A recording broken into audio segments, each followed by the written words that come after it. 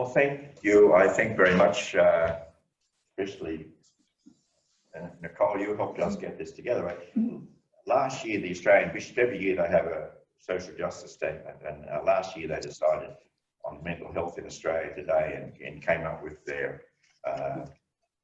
message to live life to the full. And I think really in relation to COVID, I think it's taken on a greater importance there. So we might begin with just acknowledgement of country, and I think Father Peter Dorfield might do that. I'm way down here. So we can zoom into it if we want to. I'm just the voice in the distance. It's okay. Yeah. Can you hear him all right? Yeah. Well, as we gather to reflect on this important document and on the people whose lives are reflected in the document, we're always mindful of the traditional owners of the land in which we come together, people who in their own day would have also gathered to address the issues, the life-threatening issues of their own communities. So we're mindful of the peoples of the Waka Waka Nation, and within them, the Jarawir and Jaiwal peoples. We're reminded of all their elders, past, present, and those emerging.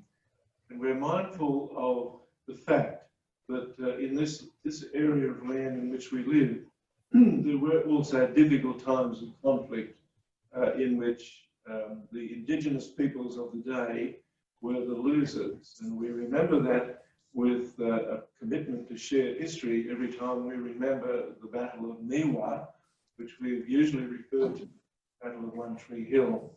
And that happens around this time in early September. But as well as that, we're also mindful of the great word of hope that was addressed to the entire Australian community, including ourselves, in the Uluru Statement of the Heart. It came to us in May 2017. So we acknowledge the traditional owners and the custodians of this place, and we welcome the invitation from the Indigenous peoples of this entire land and sea that's been extended to us to respond to. Thank you, Peter. Just might introduce the other people in the room here, which is the boardroom here at the Bishop's House. We've got Derek Tuffield, and some people know Derek, CEO of Lifeline Darling Downs and Southwest Queensland. So thanks, Derek, for coming here. I know you do very much in this area. Julie Humphries is pastoral care team on at the Toowoomba Hospital. And I think that ladies in pink up there should know who you are. So a lot of us do too, so it's wonderful. And Deborah Bailey here, who's CEO of Toowoomba Clubhouse, who does wonderful work in this area too. And certainly COVID-19 has brought to mind, I suppose, more so mental health, the impact that is having on people. And as Nicole mentioned earlier, that Four Corners show on Monday night showed that mental health is a very important issue that needs to be addressed and taken seriously. And we need to be positive, and it's a call to all to live life to the full. Family life, relationships, people that we meet. And today we will launch, we'll launch this social justice statement from the Australian Bishops Conference. And we're going to hear, I think, from perhaps more experience than me on mental health issues and the importance that it is to our community, to our and to the whole world, really. So we're going to ask them to share something of their experience of working with people struggling with mental health issues, and perhaps what's available in our part of the world here, which is a very special part to all of us. So, Derek, are you happy to lead on with this and give some of that? Thanks, Bishop. Okay, thank you.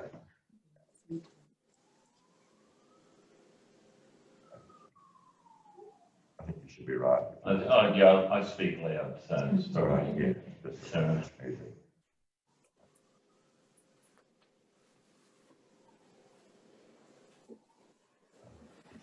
It'll be all right, I'm sure. Look, from a CEO of Lifeline, I guess I see a number of situations, both with our clients that are presenting with mental health issues, and I'll touch on some of those, through to actually also mental health in the workplace today, which is another big issue for all employers at the moment. And it's great that we've got Deb Bailey here with us from Clubhouse today to talk about the work that she's doing and her team at Clubhouse. So I might start with mental health in the workplace. The stats today in Australia say that 1 in every 5 employees that we have in our workplace will be suffering some form of mental health at the moment. And when you say mental health, obviously that can have a wide range of connotations that come with it, from people who just aren't feeling on top of things, feeling a little bit overwhelmed and struggling to get out of bed of a morning, through to people with severe and persistent mental health issues, people who are struggling with bipolar, people struggling with multiple personality disorder. It can take a whole range of chronic issues that they're dealing with at the moment. And I see that for the staff that work with them and for the employer, that can be a really challenging time for them to provide support for the individual themselves, a staff member who's got quite severe mental health issues, and then for the staff that works around them, getting them to understand that this person does require more support, more understanding, and that by keeping them employed and supporting them, you can actually give them a better quality and standard of life, rather than just saying you're too hard to deal with and we're going to discharge you from our employment and go through the rigorous process that would undertake as well, which for many employers would not look very good, but sadly it does certainly take place. For clients coming in, because I know we're going to share, Bishop, the conversation. Look, I guess what we're seeing more recently here in Toowoomba, and I need to be up front, we're seeing a spike in suicidality issues of a walk-in nature, where people, their anxiety levels, their stress levels are heightened. Certainly COVID-19's had a major impact on that. And also, I guess, when you look at working from home, people who were introvert by nature sometimes have handled that a lot better than people who are extroverts, because they actually want to be out, they want to be able to move around, and so that took a toll on their mental health. With the global lockdown, to some degree, the other part that we've seen is people who have loved ones overseas who either they may be dying as a result of COVID-19, that they may have been injured in an accident, and then they can't get to them. It's created a whole range of additional mental health stresses. The other side, what's the positive side that we're seeing at the moment with mental health? I think is the technology like we're using here today. What we've found since COVID-19, it's really forced us to use Zoom, to use Teams, to use Skype to communicate more through technology, where before we knew it kind of existed, but you played around the edges a bit with it. It's forced us to do more counselling that way. The upshot from Lifeline's perspective, we're seeing more men engage with counselling now because they've been able to do it in this format by Skyping in, Zooming. They've been a lot more comfortable about that. It's also reduced the boundaries that we've been restricted to with our grant funding. So before we might have said, look, you can go as far west as, say, Chinchilla, and you had a geographical boundary around funding. Skype allows you to do away with that. So we're doing counselling in Augathella, Fallon, Bollen, out to Charleville now for people on remote properties who can now get professional face-to-face counselling via Skype that they weren't accessing before. So there are some actual benefits that have come with this as well. But I might hold there, Bishop, at the moment, because I know there's other, but happy to take questions on what I've said so far. Anyone want to ask any questions just at the moment, or do you want to hold off for a little while to hear some more? That's interesting about the men being able to more likely to. That's interesting, because they're usually a little slower asking for help there. If I can jump in and just sort of flow on from that sure, COVID that's conversation, and it ties into your comment about men accessing counselling. So we're finding very similar trends with people that we work with. So the boom of telehealth has been one of the best benefits of COVID-19. So what that means is that there's two aspects to it. One of them is the reduction of stigma. So someone can access counselling online. They don't have to, if they live in a rural centre or regional centre, they don't have to drive their car and park outside a psychologist's office or outside the Lifeline office. No one can see where they are. They can do it from the comfort of their own home. And we're finding that there's an increase in people doing that, as you're seeing, because there is no stigma attached to it. And I think that's a really critical thing in our rural and remote communities, because while we're working on the stigma aspect, it's still very much there. And it's really pleasing to hear that the male uptake is increasing, because we know that that's a cohort that has a high risk when we're working with them. The other aspect of the telehealth we're finding, and Toowoomba Clubhouse works a lot with people with severe and persistent mental illness. So they have regular appointments with psychologists and psychiatrists and counsellors. What they have explained to us is the benefit they've seen with the telehealth is that it puts the power imbalance out of the question now. So generally when you have to go and see your psychiatrist, you go to their space and it's their room and it's their chair that you sit in, and they're the expert and you're the person seeking help. If you can do it in the comfort of your own home, suddenly those barriers start to reduce, but also that power imbalance that was once like this starts to level up a bit. So people are saying that they're more likely to attend their appointments, they're feeling more comfortable with their appointments, and they're feeling like they're getting more out of their appointments because they're in a situation that is comfortable for them and they're ready to have the conversations. So I just wanted to share that from a COVID perspective, that's what we're starting to see. The other thing, while I'm talking some positives from COVID, and there's a lot of negatives, but one other positive that our members have shared with us, because we're working with that severe and persistent mental illness group, they've actually said that they have been more prepared for COVID than perhaps the general population. They're a group of people who have had to build their resilience, have had to be used to being able to cope at home and establish those networks around them. So even when our members, we connected with a clubhouse in New York a few weeks ago, and they were feeling the same way. They're still in quarantine over there, but they were saying that they actually think that they've coped better than the average person with the COVID restrictions because they've had to build these skills over time and keep practicing them. So that's just some of the reflections that we're hearing from people from that particular group, which has been interesting and insightful for us. Important that we advertise this type of thing, isn't it? They don't have to front up. Absolutely. First, to know. Yeah. And I suppose it's being out there, people to know what the resources are. I think sometimes there's a little bit of shortfall in that. People don't know where to go.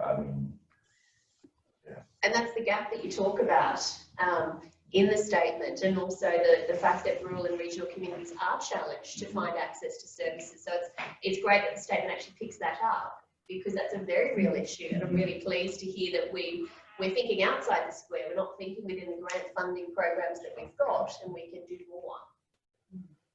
In relation to grants, but like what accountability you have to do if you're doing online, to say that you want to deliver this type of.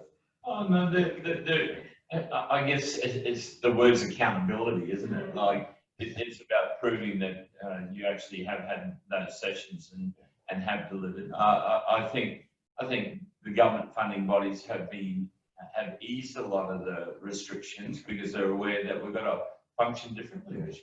So. Tell us a bit more about Clubhouse, what Clubhouse is doing. Absolutely, yeah, thank you.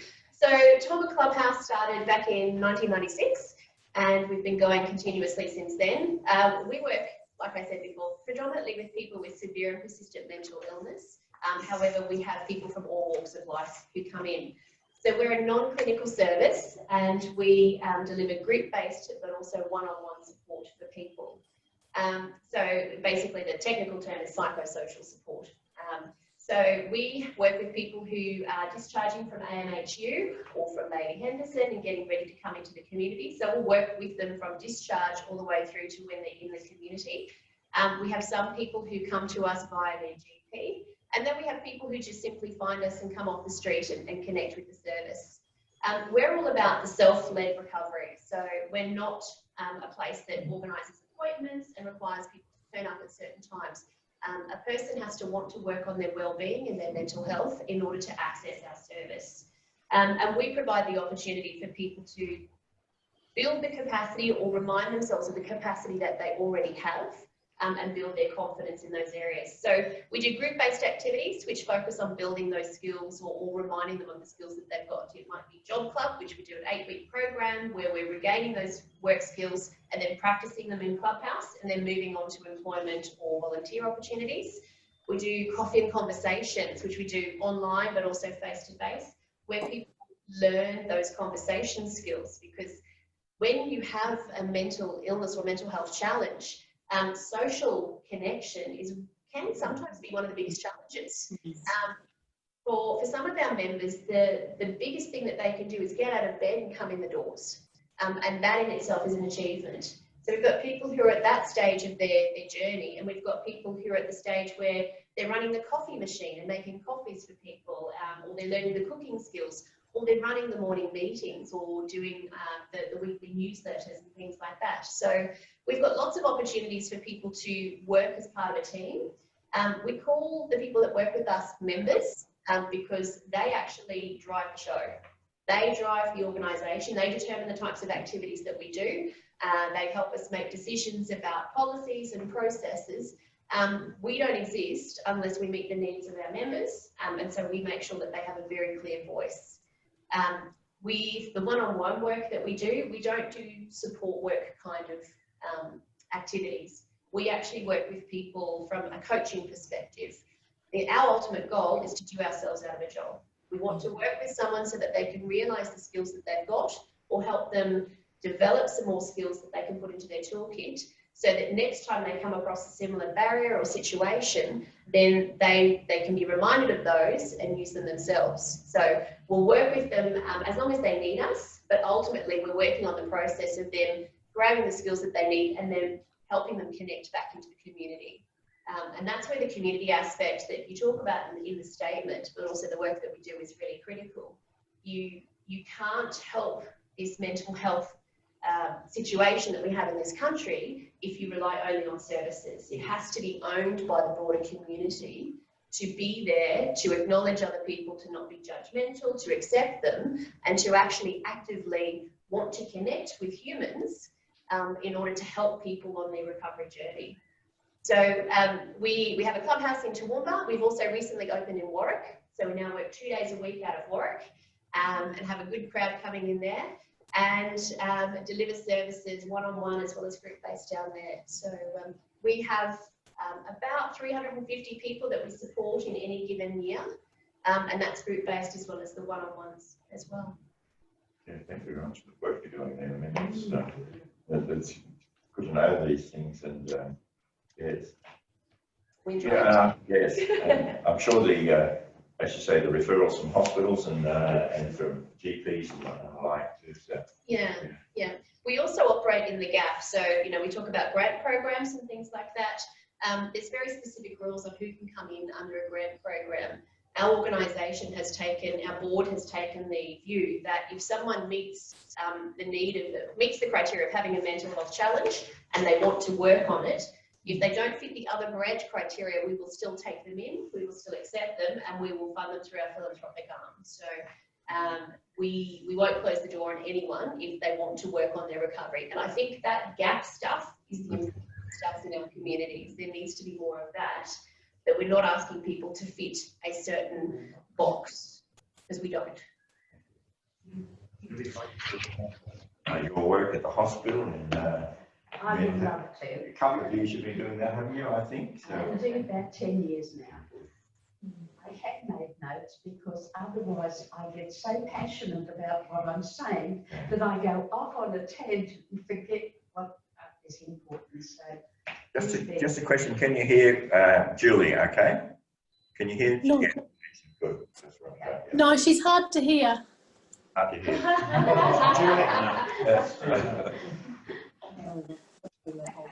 First of all, I feel very privileged and proud that I belong as a volunteer to part of our wonderful team of pastoral carers based through the Darling Downs Health Scheme. And I'm glad I'm here today, even though Nicole tried to talk me into it. As pastoral carers, we're available for patients, staff, visitors, families, anybody within the hospital environment. And as I say, I completed my training 10 years ago. Moved into mental health with a little bit of skepticism at the beginning because I wasn't quite sure how I would cope.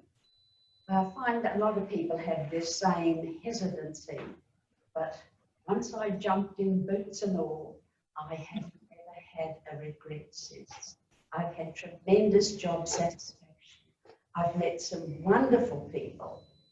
And believe me, I can still go down to the supermarket and run into some that I've journeyed with years ago, and we used to hug each other. I don't know what we're going to do now, but it is just so special when you see them out into the community and thriving.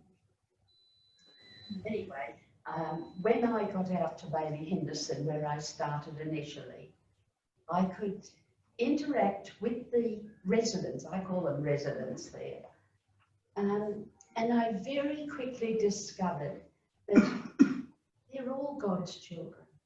They all are here for a purpose, the same as I am. Some have slipped along the way, some have tripped up, but they are all very special people. And I really feel very glad that I am able to perhaps walk with them, journey with them, perhaps lead them to live a life to the full, because that to me was such a wonderful statement.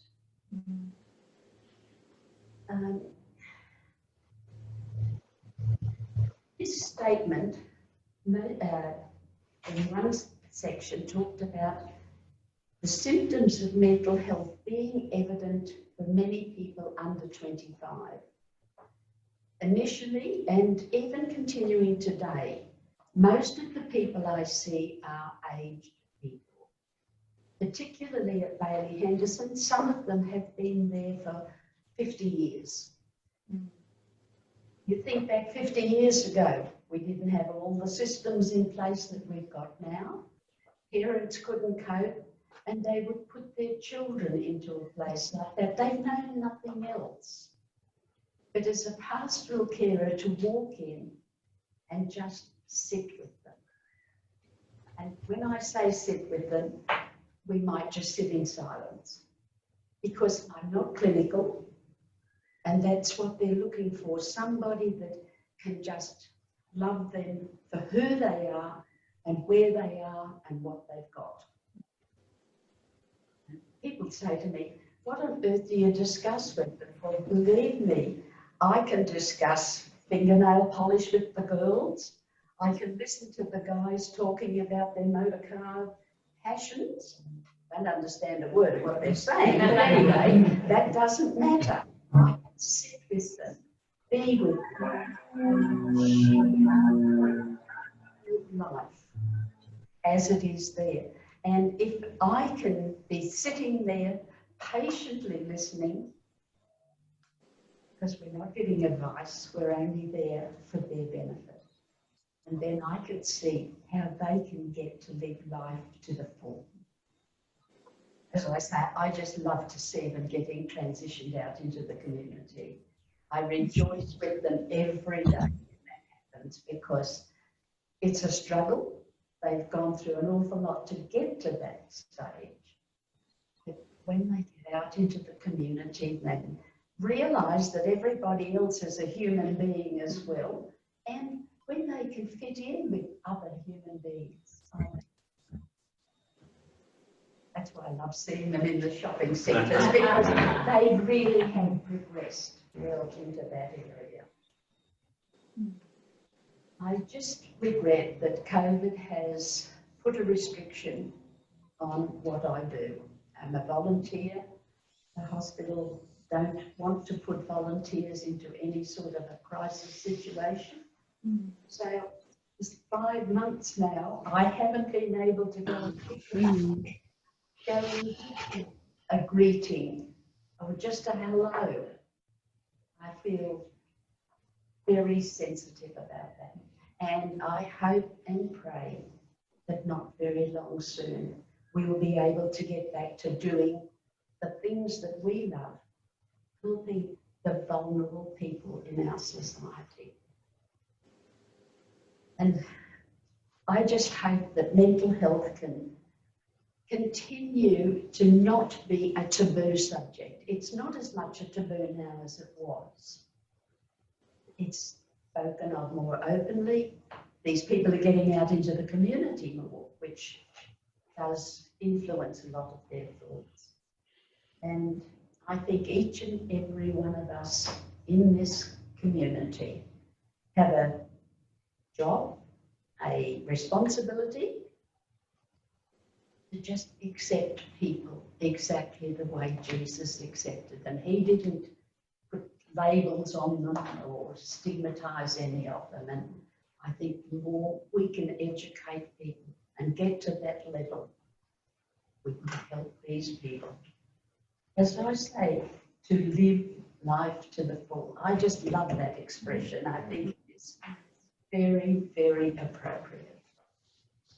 Thank you, Julie. And it's a pity sometimes that hospitals don't see pastoral care as being an essential part of what's happening for the full care of who may well be in hospital.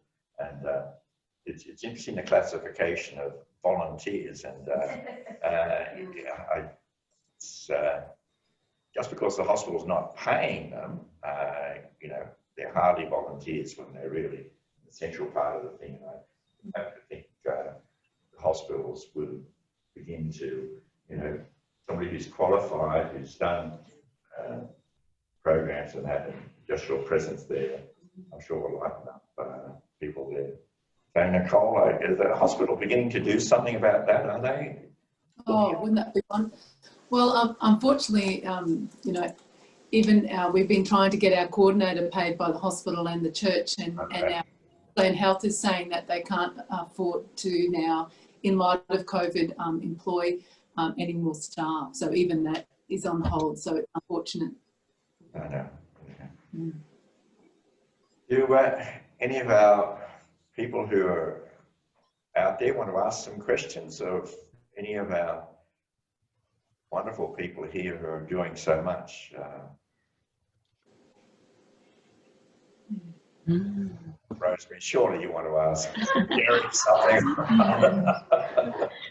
Well, I do feel a little awkward because, I wasn't planning on being seen in this. Derek said, it's a really good session. You might like to listen to this today. So I thought I'd pop in and do that. But it's really great that I can hear it because certainly I work in an industry in disability where we support a lot of people with mental health issues. And, in everyday life, we come across people that are struggling with something. So it's been really lovely to hear the support and what is happening in services, because I don't often get to hear that. So I don't have any questions as such, just enjoying listening to what is being said. It warms me a lot. Thank you.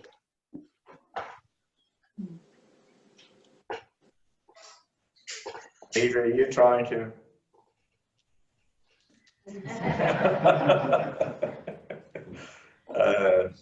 Julie, you sort of, your nursing background and that, have you?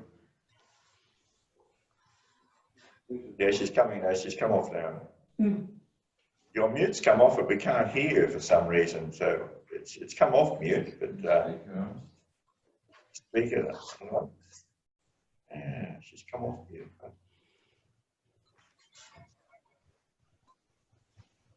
She's come off mute, but it's.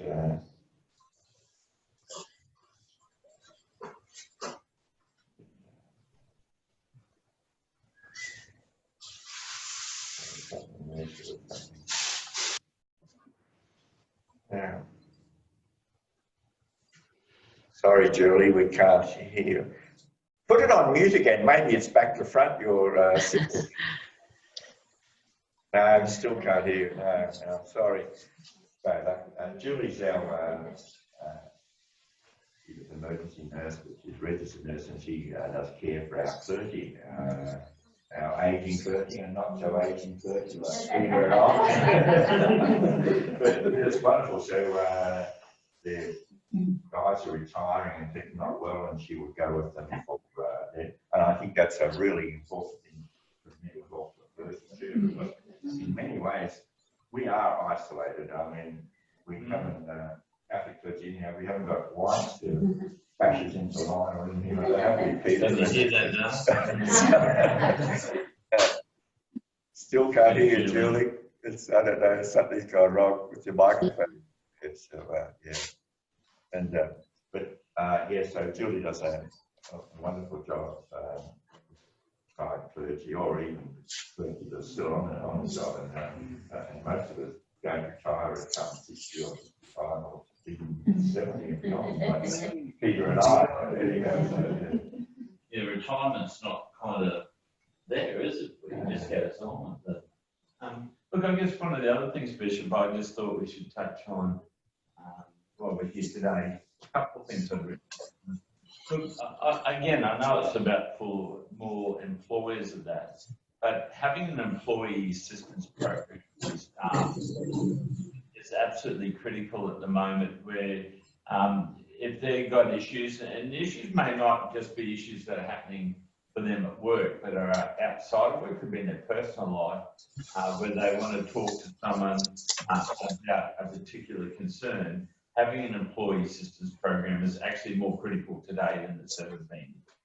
So I know a lot of businesses have them. There's some way for the clergy, and Julie, maybe that would be a recommendation that there isn't. Is there EAP for clergy? There is. Okay, I wasn't aware of that. The second part, I guess, I just wanted to talk about Lifeline's telephone counselling service 131114. Now, we're one. I think there's about 48 telephone counselling services in Australia today, so we're one of those. During COVID-19, the statistics are saying that we're answering about 93% of all calls nationally at the moment, and 47% of those calls are coming out of Victoria right now. So Victoria's obviously in a whole world of pain, that which is no surprise to a number of people on this particular show at the moment, and I guess that spike started back around March of this year. It did go down a little bit towards June, but obviously with the rebound of COVID-19 in Victoria, it's gone back up to 93%.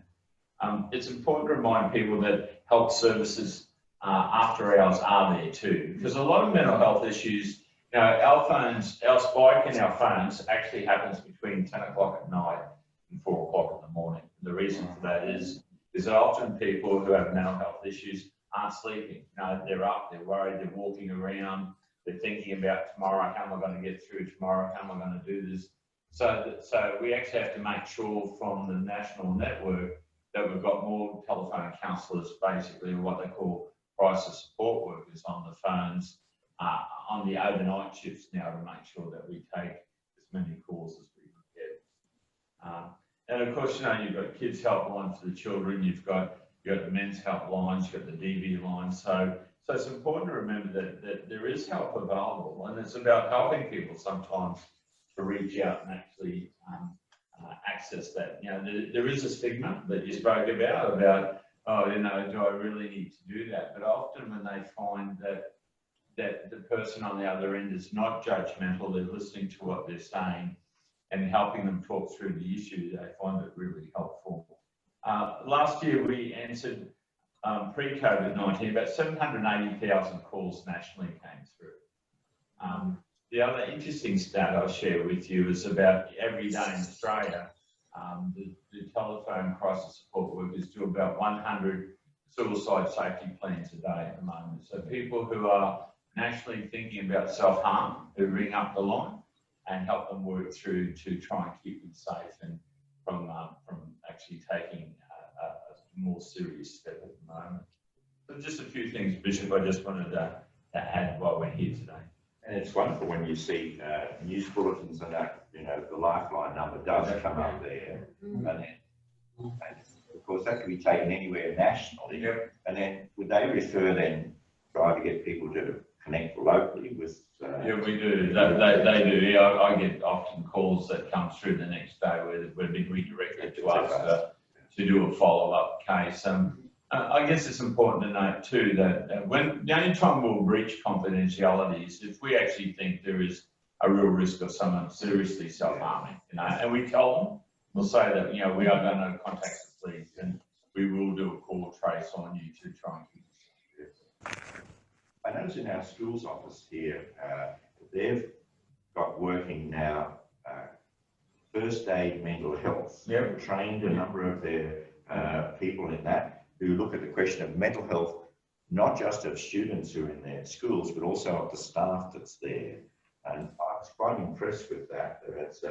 And I can see that's something that could roll out a little bit beyond that. You're looking for the signs. I mean, they're acting a little bit differently, and what's bringing that about, and reaching out to. We do mental health for seniors as well. Okay. So which is particularly targeted that area, so we do a number. We do mental health first aid, 2-day course, and we do it right across the region. We've done work with Clubhouse on that. So. I think the beauty of those training courses, it's not just about identifying the signs, but it's also part of the reducing the stigma. So in that mental health first aid course, you know, you talk about what is bipolar, what is schizophrenia, and you actually start to break down these misnomers that people have about this name or the movies that they've seen, and you put it into a factual basis and then put it in context of the rest of the well-being or the illnesses that a person might have. I think it's just a really good reality check. So absolutely agree. It's a great as a first aid course, but also reducing the stigma. And you've done lots of safe talks and, you know, short versions. So I think it's wonderful when a community can identify that there's opportunity for not just mental health or community services getting trained in this, or schools, but that broader community. The more that we can educate everybody about this, the better the understanding, and the more chance you're going to actually ask that question, are you okay, and feel comfortable with whatever the answer is going to be. Because we know that, you know, it's been drummed into us and we know we want to say those things, but there's still that huge fear of, oh gosh, what if Julie comes back and says she's not okay? What do I do then? And helping people understand, the bottom line, as you said before, Derek, is that no judgment and listen. Yeah. Yes. That's what people are looking for. Yeah, so it's great that there's access to this training, and I'd love to see it even more broadly delivered in the regions. One of my nephews, grandnephews actually in Melbourne, is 30. For his 30th birthday, he said to people he didn't want presents, they had to donate to Beyond Blue. Yep. You know, I was very impressed with that. And he's forever this business, are you okay? You know, Facebook figure, he keeps saying to me, are you okay? So, just wonderful to see younger people taking more interest in their friends, because I think they've experienced their friends who have suicided, and I think they, I sort of think, would have they avoided that happening or something like that? Yeah. In the last 2 years, I did some work with the Ackland mine out here with the workers there. When you go into their staff room, they have a big "Are you okay?" in the staff room to remind their staff to be checking on one another, which I think is a really good thing too. Yeah. Do we do that, Peter, with the clergy? I mean, Julie does it, I know, but No, that's why we've got Julie. I think Rosemerry has one in our house that we just should check on. I try. So the other bit of training is coming up here while we're talking is on accidental counselling. So we've just been received some funding to roll it out through Stanthorpe, Southern Toowoomba, North Toowoomba, and Nanango actually. So It's come out of the bushfires that happened last year in September through to November. So a company called IAG, which is a fairly major insurance company, have funded us to roll out 16 workshops. So we're in the process of pulling that together. So there's a great avenue for people to do training on accidental counselling.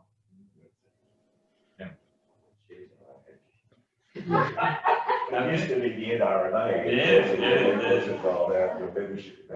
Sort of gave you some shares. David, are you? I just had a little thought. Earlier, Bishop, you talked about that more holistic approach, because if you look at sort of the dominant culture coming from Western Europe, we've compartmentalized, and often we've seen that then clinical approaches are the magic, if you like, and we've forgotten the more holistic. And this statement actually focuses on caring for the whole person within community. And I'm grateful for the statement in that sense, because it's reminding us that, one, the totality of who we are as a human being, but also that sense that we're not an individual separate from community. We need to be in community. We need to be in a range of relationships, and we're a whole person within. Therefore, our holistic health, which is at so many different factors, contribute to that. We are responsible for other people. You know, we're responsible for ourselves. But it's been quite interesting, just some of the restrictions for COVID. I've had some pushback from some people saying, why don't you just let the things be open, let people come? And of course I said, but you know, you might think that's your right, but you've got to think about the health of other people too, and also the common good. And we're all responsible in this to sort of be working with one another. And I think this statement, in many ways, it's not just for somebody that's got, for all of us, that we're our part that we might have to play in that. Bishop, it's interesting that this comes out of social justice and not just purely partial care, because it's about inclusion, but it's also about see, so much of social justice has been looking at who are at the margins, you know, whether it be because people are poor, because people are of a minority group or whatever, and seeing how we include them in the life of the community. And so the whole theology behind the statement is about inclusion, is about the best health possible for all in the community and how we interact with each other. And the dignity of everybody, no matter if they've got mental health issues and that we, you know, accepting for them. Oftentimes we would more turn away or want to run away from some of those things, the idea to engage with them. And it's so well. I was sceptical at the beginning, but see, once you actually speak with them, talk with them, walk with them, they're no different to us. They share the joys and sorrows just like we do. I say we, thinking of we who don't have a mental health condition. Yeah. Julie, do you want to go with your microphone now? If you Can you hear me? Yeah. I've put a headset on, so I was hoping that might work. Thank you, everyone. I won't hold up too much of your time. I've got really no questions, but more comments. And I just wanted to say firstly to the Catholic bishops, I think it's a wonderful thing that mental health and the social justice around mental health and what you were saying, David, I think it's a wonderful thing that's being recognised. I think during the COVID crisis, perhaps this has come to the forefront a little more, that mental health in fact is very important, and it's important in terms of holistic health, that mental health is just as important as physical health, as social health, emotional health. It's all linked, and I think it is about encouraging people to be the best person they can be and feel included as part of that. I think in terms of the clergy, you were sort of asking me, well, the first one was, do we have an employee assistance program? The Diocese provides an employee assistance program for their staff, so I would assume that the clergy would be included and be able to access that if they wanted to. And certainly I have provided that information for some clergy. It's run through Catholic Care, so I'm not too sure if anyone's accessed it because it's confidential and anonymous. So yeah, but it certainly is there. But one of the things I really loved sort of hearing about was the fact that men are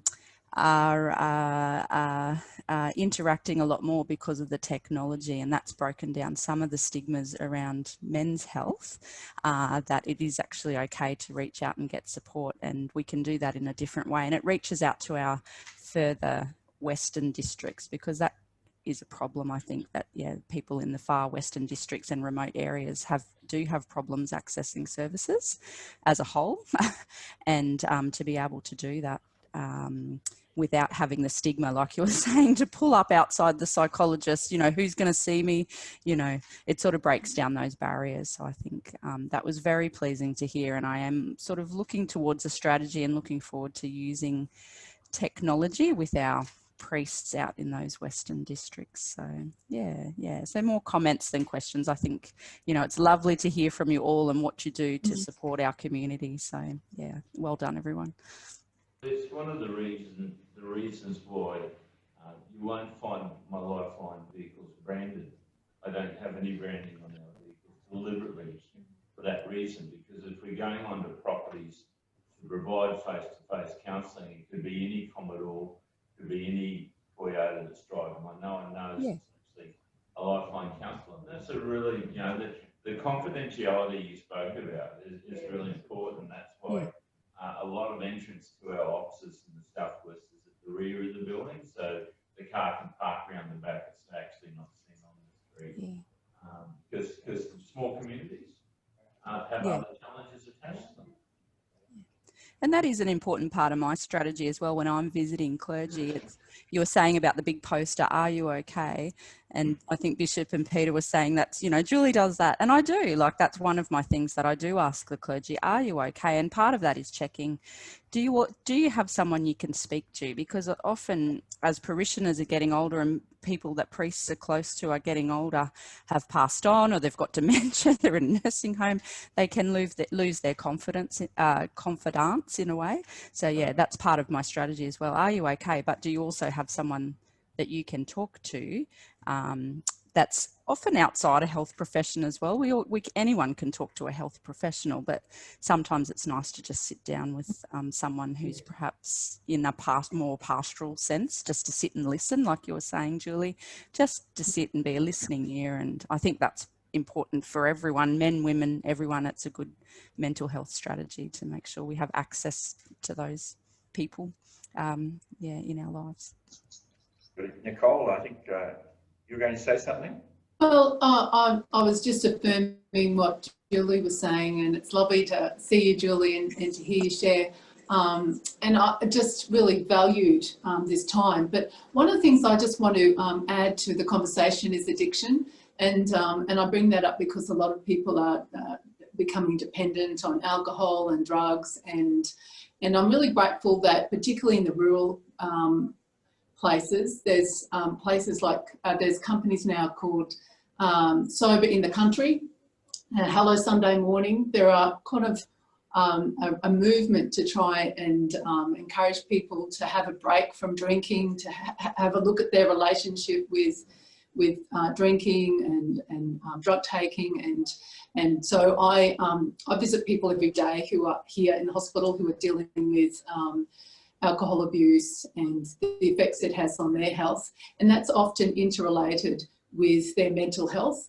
And so I'm really just kind of keen for us to kind of all be mindful of people who are struggling with binge drinking and and substance abuse, because I kind of find that that is another layer of issue for people. But I do think if we can have people that we feel safe with, people that we can share our story with, and that's right across the board.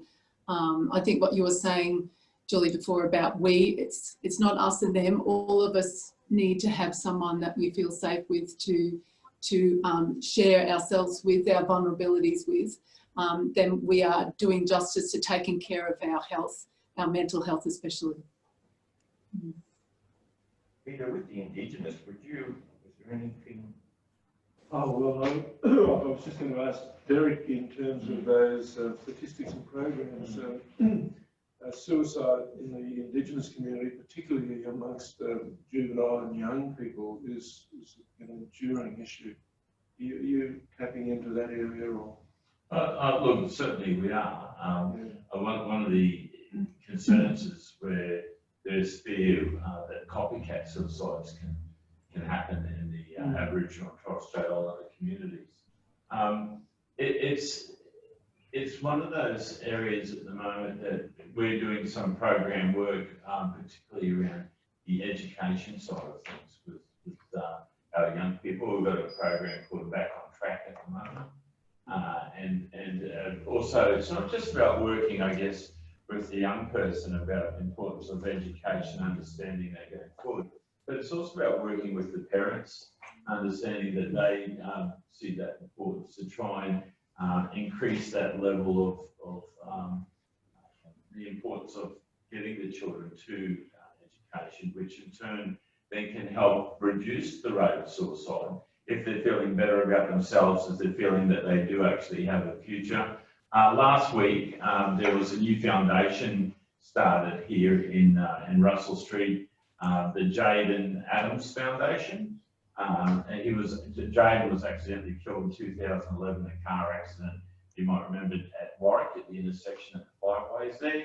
And his mother Lizzie's been very active getting this foundation going to actually help address the suicide rate as well, about reconnecting our young people with community, with their history, with identifying who they are themselves and getting career paths going forward. So I think yes. Is there more work to be done, Peter? Absolutely. It's a slow burn, to be honest.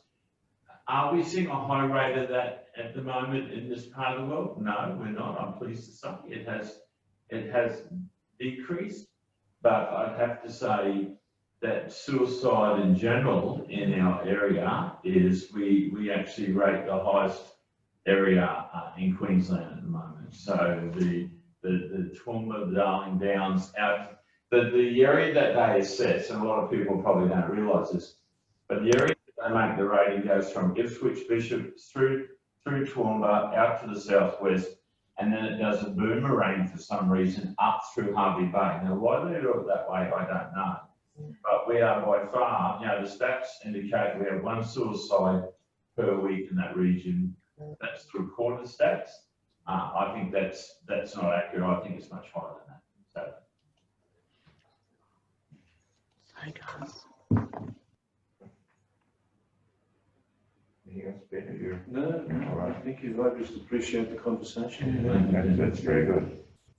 Any more questions out there?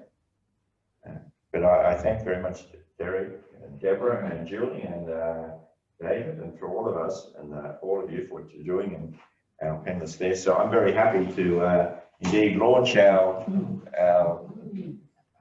social justice statement for 2021, live life to the full, mental health in Australia today. So thank you everyone for your participation in our presentation today. So thank you.